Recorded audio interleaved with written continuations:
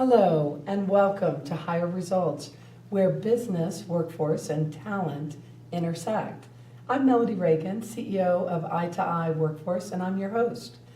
Higher Results is all about workforce and your career.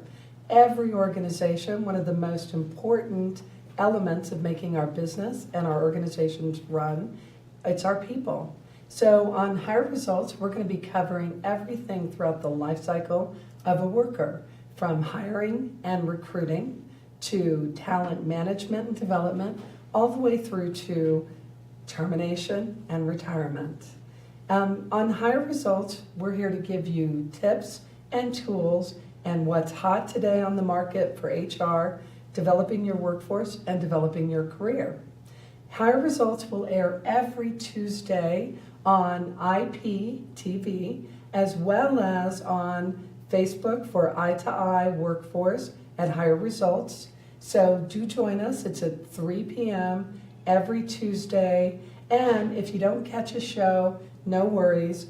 You can find us on ipnowtv.com as well as on eye2eyeworkforce.com, Higher Results. So today we have a very interesting topic that's been in the news that is really important to all business owners, business leaders, workers, that has a tremendous amount of ambiguity around it. It's sexual harassment in the workplace. And today we're going to be drawing some lines. Now, before I jump into this, and I have a fantastic guest that's going to share with us what are some of the legal components of sexual harassment, I want to cover a few things. Now, in terms of getting started, another way to think about sexual harassment, it's not about sexual harassment, it's about creating a respectful workplace. So, why do we need to talk about sexual harassment in the workplace? There's a lot of downsides to it, and as business owners and leaders and organizational leaders, we want to create a very effective work environment for our people. We want them to feel respected. We want them to feel safe. So what does sexual harassment do for us? We also want productivity, high performance. Guess what? Environments that have sexual harassment, or what we also refer to as harassment, they have a lot of downsides. Here are some of the downsides to it. They cause significant financial difficulties, low productivity, increased absenteeism, employee turnover, low morale, and more organizations are impacted. Their team members that have this happening to them can be radically devastating. And it's not something that any of us want, but it's an incredibly confusing topic. And oh, by the way, I'm going to pause for a second and go, I am having an issue with my voice today. I learned a stat recently that about 28% of our workers do not have paid sick leave. I'm not sick. I actually am over being sick. However, I do have a residual with my voice. So stay tuned. It'll be coming back on a future show. So what is harassment? Now I'm going to give you a definition that we use at Eye2Eye and in HR. We commonly define harassment. Workplace harassment is unwelcome conduct from a boss, a coworker, group of coworkers, a vendor, or customers whose actions, communication, or behavior, now you ready for this? Mocks, demeans, puts down, disparages, or ridicules an employee or worker.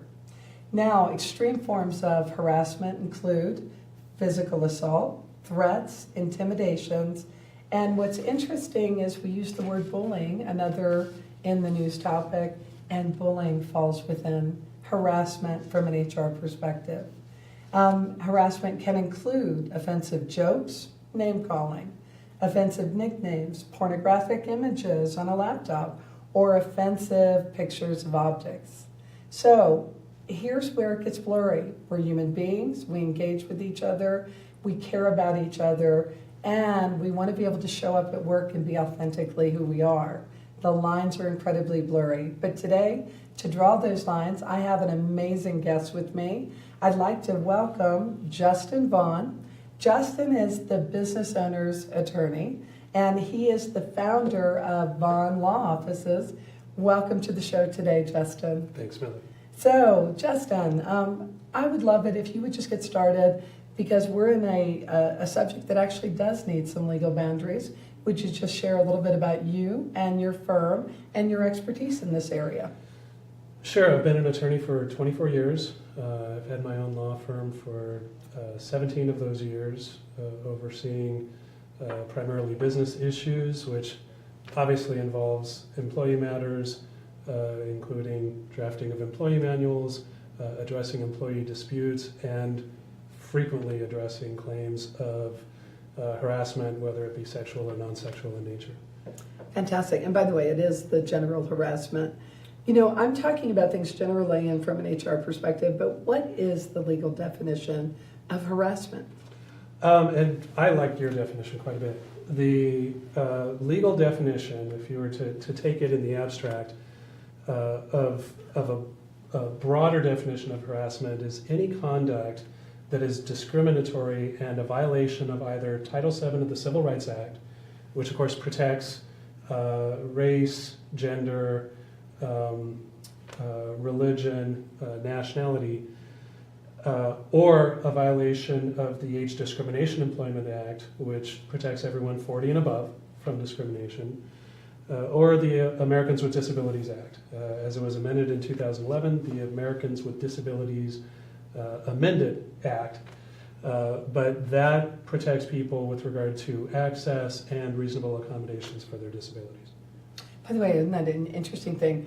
We tend to think of harassment just as sexual harassment, but it is much broader, and it is about what are discriminatory practices, right? And those protected classes. And it's important for every employer to know what those protected classes are, and to have policies and procedures that identify that those are the protected classes, because otherwise, if you get scrutinized by the EEOC or any other agency, if you get investigated by the Attorney General's office, you want to be able to confirm that you're covering the full spectrum. By the way, you know what, Justin, on your website, you have a blog post that does speak to the protected classes. So what we'll do is we'll create a link so that everybody knows exactly what are the laws. They're a little, getting through them, all the legalese with Title VII, but to have that clear list of what is a protected class. But even though we have a legal definition of what harassment is, how that shows up every day in a work environment, we're going to dig in a little bit deeper. Sure. So, but before we do, the laws for the definition of sexual harassment, does it vary state by state or city by city? It really doesn't. States can be more specific, but generally they follow the federal guidelines. And so sexual harassment, sexual discrimination, really follows the Title VII terms, which is conduct that would be offensive to a reasonable person, that is sexual in nature, and that is pervasive over a period of time or a very extreme incident. The categories of sexual harassment, looking at that specifically, generally falls into either quid pro quo harassment, which is, hey, engage in sexual activity and you will get a raise, or you'll get more favorable treatment, you'll get a promotion, what have you. That's the quid pro quo exchange, and that's the legal label for it. By the way, we use this all the time, quid pro quo. Sure. Define that for me. Yeah, it means exchanging one for the other. Okay. The other category would be the hostile work environment. And we hear so much in the media or other circumstances about hostile work environment, but it's not real clear as to what that truly means in the legal sense. And in the legal sense, a hostile work environment has to rise to those criteria that I described for sexual harassment. A hostile work environment is not a boss who is abrasive or insulting or just not a likable person. That's not enough to create a hostile work environment for purposes of sexual harassment claims. You have to have conduct that violates the discrimination category, that is sexual in nature, that would offend a reasonable person, that would be pervasive over time.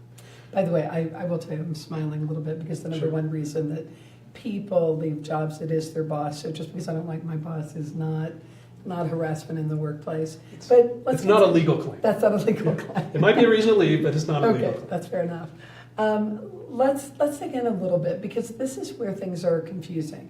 Mhm. So, I happen to be a hugger. That's one of the things I tell everybody 4 hugs a day, and I have fantastic relationships with people, and I'll greet them with a hug.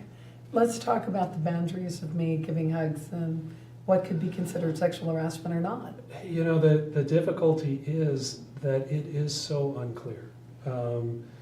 Physical contact that is a hug to one person could be openly accepted, appreciated. We know from studies in sociology that physical contact is so meaningful as an interaction between people. But then there might be other circumstances where somebody interprets the identical conduct, but interprets it in a way that is offensive. Certainly, if somebody were to say, I am offended, or give some indication that they are offended, that needs to stop. Because if it continues from that point onward, after somebody has said, I think this violates boundaries, I find this offensive, or I don't want physical contact, then you start crossing the line and potentially violating policies, violating sexual harassment conduct. And we can all picture a context like your hugs, which are wonderful, and contacts from somebody else who might not mean it in the same fashion. And ultimately, it's such a difficult issue because it can take the form of hugs, it can take the form of jokes or comments or compliments. But ultimately, the person who's going to be deciding whether it constitutes sexual harassment is a judge.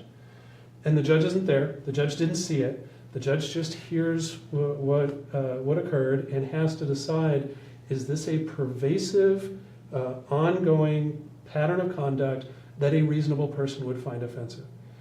And even different judges can reach different conclusions on any given day. Thank goodness we have a little bit of precedent. So let's Sure. dig a little bit further with this, because when I think about sexual harassment, it can happen every day. We always speak to quid pro quo because frequently it might be that I'm the boss of somebody. It's like where you have a power structure that somebody may feel intimidated with the dynamic, right? Sure.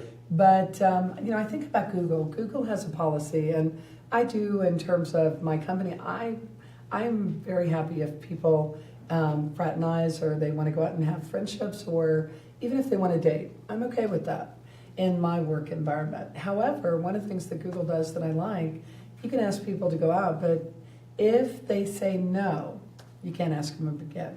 You kind of get one, right? And in that balance, what creates the balance? Because I might look at somebody and go, wow, you look really nice today. And it's exactly what you're saying in terms of the receiver. Sure. What is the margin, or how do we handle it? Is it what you said, pervasive? What are the dynamics of how we should behave in the workplace? Sure, and let me elaborate on the problem before I provide the solution. The problem is, even if somebody says, yes, I will go on a date with you, even if people do have a dating relationship, if that relationship ends and there is offensive or conduct, if there are advances made by the one who didn't want to end the relationship, and that's known in the workplace, that constitutes sexual harassment. And that is actionable. So even where people have consented to some conduct, as soon as they speak out, as soon as they say this conduct needs to stop, it has to. And the solution from an employer's perspective is to have clear policies on that. To have clear policies that define what harassment is, utilizing the statutes, utilizing EEOC language, which is abundantly available on the internet, but to have clear definitions of what is sexual harassment, to have clear prohibitions, and ideally a zero tolerance policy is best, and to have provisions that identify that if somebody feels they are being subject to sexual harassment, here is what they can do. Here is who they can speak to. And not just to identify one path that they can follow to report it. For example, if the policy says you'll report it to your immediate supervisor, well, if the immediate supervisor is the person engaging in the harassing conduct, That's not a good solution. So you want policies and procedures that identify at least two avenues that they can report it to this position, or they can report it to this person in this position, or they can report it to ownership, whatever the case may be. But those are the policies and procedures you want to have in place to best protect yourself from those types of situations arising. And most importantly, to take claims seriously. If somebody comes forward and says, in an environment that is open and non-judgmental and allows people to come forward and report any kind of conduct that they find offensive, then more likely than not, it can be addressed from the start, action can be taken, and if action is taken, then the employer is better protected against any type of claims moving forward. So by the way, one of the things that we tell our clients, that we always do, we make sure that we have clear policies in the manual.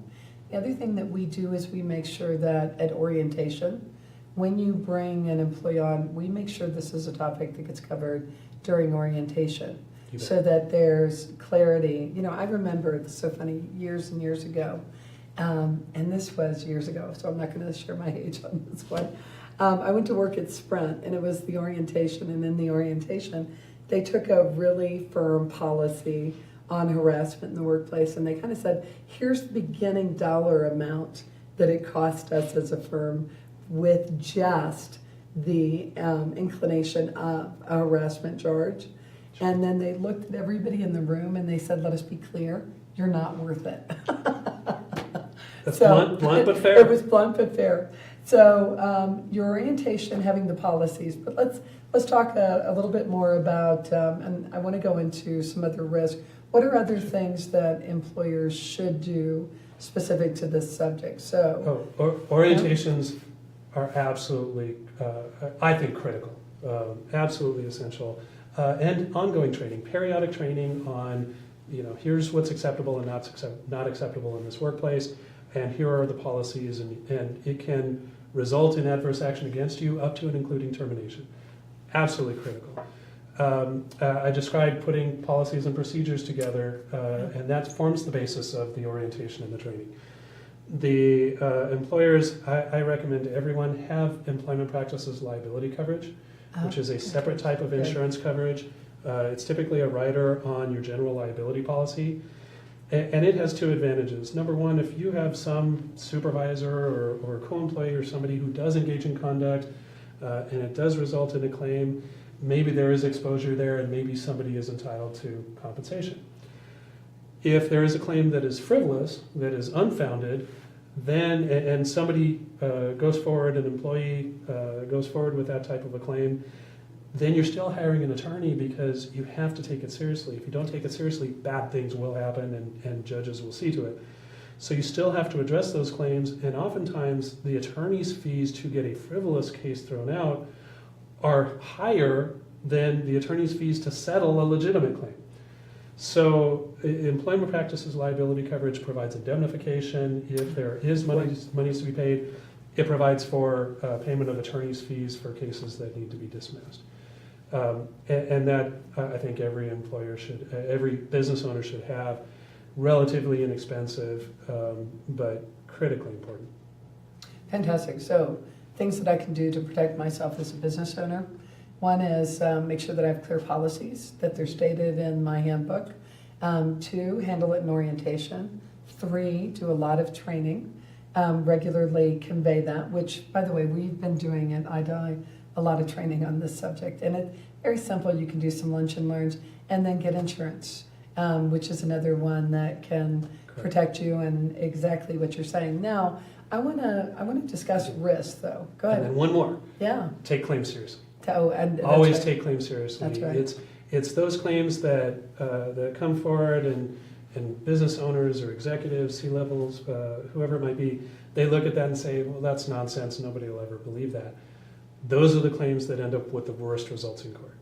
You want to take claims seriously, and in order to take the claim seriously, you need to listen non-judgmentally to the person reporting it, allow them to describe, convey whatever they need to convey, conduct the investigation, keep the individuals separate while you're doing the investigation, report and communicate with attorneys, insurance agents, executives, whoever needs to be a part of that process. Yeah.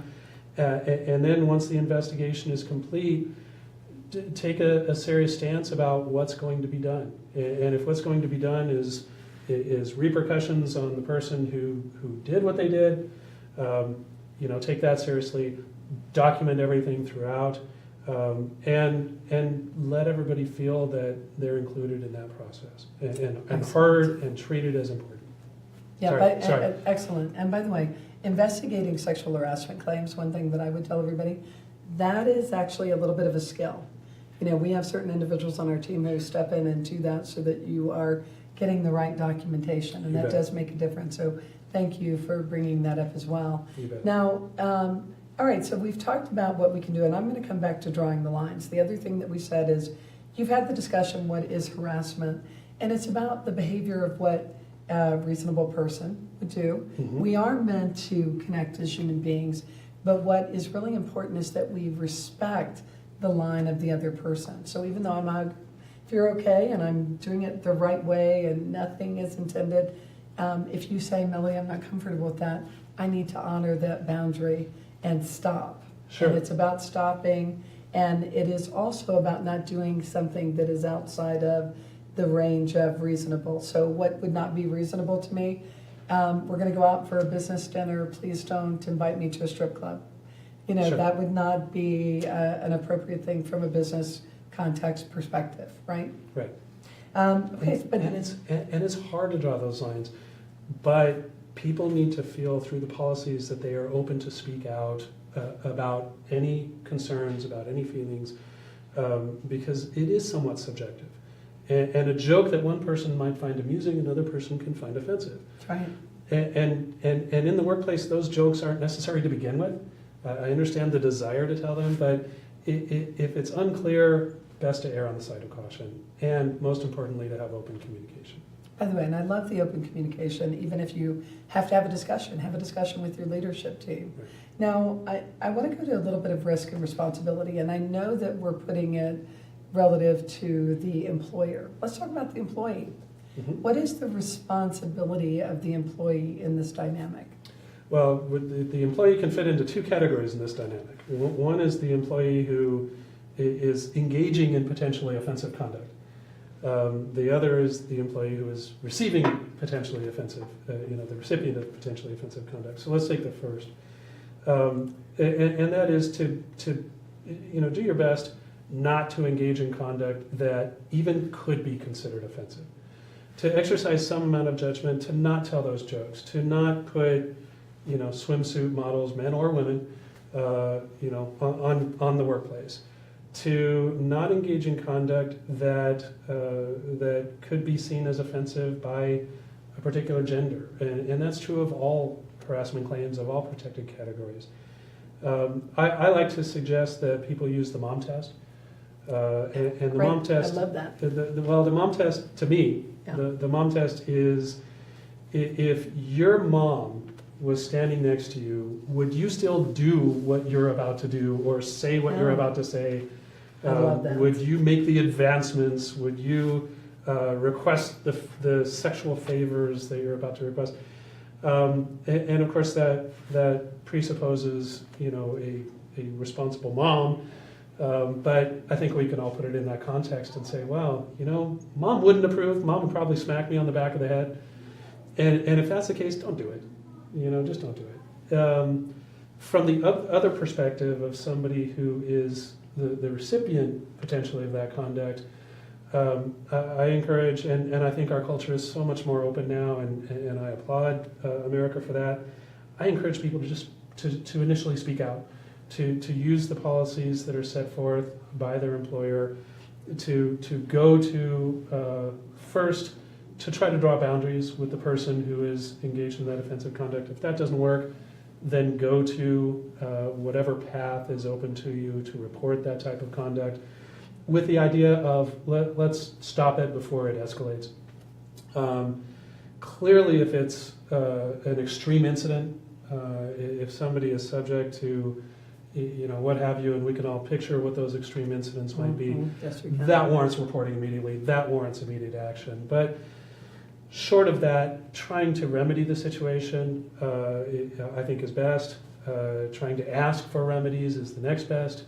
And then if at that point it still doesn't materialize into a solution, then an employee has the option of going to the EEOC and reporting those types of incidents, going to the Attorney General's office, depending on the state and depending on what scope the Attorney General's office covers and what scope the EEOC covers in any given state.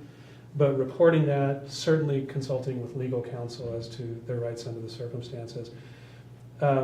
If it is a case where there is offensive conduct, it is whether sexual in nature or some other protected class, and it is pervasive over time, clearly people have rights and they should exercise those. Absolutely. When I'm listening to you, and part of what it always comes back to for me in drawing the lines is communicate, communicate, communicate. Mm-hmm. And communicate is, if something is happening that I'm not comfortable with, I need to speak up. If I don't feel comfortable, I can go to my boss or go to HR. We should always have two, right? We should always have two avenues. At least. And in terms of our policies, Right. It's about communications. But what everybody needs to be aware of is, even if they have the communication internally, there are support systems external to the organization that, as an individual, I can take advantage of, right? So I really appreciate what you said, and I'm gonna use this. I love the mom test. It's kind of like for anybody, if it's not mom approved, don't do it. It's kind of like if mom's gonna smack you in the back of the head, Exactly. don't do it, right? Okay, so here is one other one that I think about as leaders in the business. In terms of being part of management in an organization, I was always told I have responsibility. So even if it was another department or if I'm seeing something, so let's just talk about the innocent bystander. Whether you're a manager or a leader in the organization or you're just an innocent bystander, what is the responsibility of somebody who observes the behavior? Oh no, they create responsibility for the employer as much as the employer themselves. So if you have a supervisor or a manager and they know about a circumstance and don't take action, you're on the hook. If you as an employer knew or should have known that there was inappropriate conduct going on and you take no action, or if managers knew and took no action, supervisors knew, you're exposed. And that covers not just conduct by the employer, conduct by a manager or supervisor, conduct by a co-employee. That includes conduct by customers. That if that's ongoing on a regular basis and an employer knew or should have known, then they're going to be held responsible. Exactly. So it's really important. There's no such thing as I'm just a bystander. Right. If I see something, I need to say something. That's always been my policy as another leader in the business. See something, say something, act. And act in a professional manner. Absolutely. Act in a reasonable and appropriate manner. There was recently a case where an employer was held responsible for a manager's conduct because the manager was engaging in it, and the story bears telling. He was dating an employee, okay, and they were engaged in a relationship. She ended the relationship. He didn't want to end the relationship. The manager goes to her home on, for lack of a better term, a booty call, is wanting to resurrect the relationship. Maybe I shouldn't have said that. Yeah. But is wanting to resurrect the relationship. Oh, there's a nice way of saying it. I was trying to. Yeah. She was there with another man, and neither of them were dressed at the time he arrived. He then beat up the other man. Oh my goodness. He looked at her, was verbally abusive toward her, and then threw in the words, "You're fired." And you have so many issues there, but the bottom line is. The bottom line is the employer was held responsible for that. The manager's conduct in engaging in that, or a manager's conduct under other scenarios where a manager remains silent, the employer's going to be on that. Excellent example. Thank you for that. You know what? This is a topic that we could go on and on about. And I'm going to go ahead and go to a wrap. And Justin, I want to say thank you for being here. Well, thank And you. I want to thank all of our guests. Thank you so much for being here. If you miss a show with us, you can find past episodes on ipnowtv.com. You can also find it on itoiworkforce.com/hire results. A couple of other things that I want to say. You have some more questions about this topic, please just share them with us on itoI Workforce. In addition to that, we have a show every week. It's 3 p.m. on Tuesdays. To join us again, and you can look online and see what our upcoming topics are going to be as well. So thank you for being here today on Hire Results. I'm Melodie Reagan, your host, and I'm going to look forward to seeing you on the internet. Have a great day.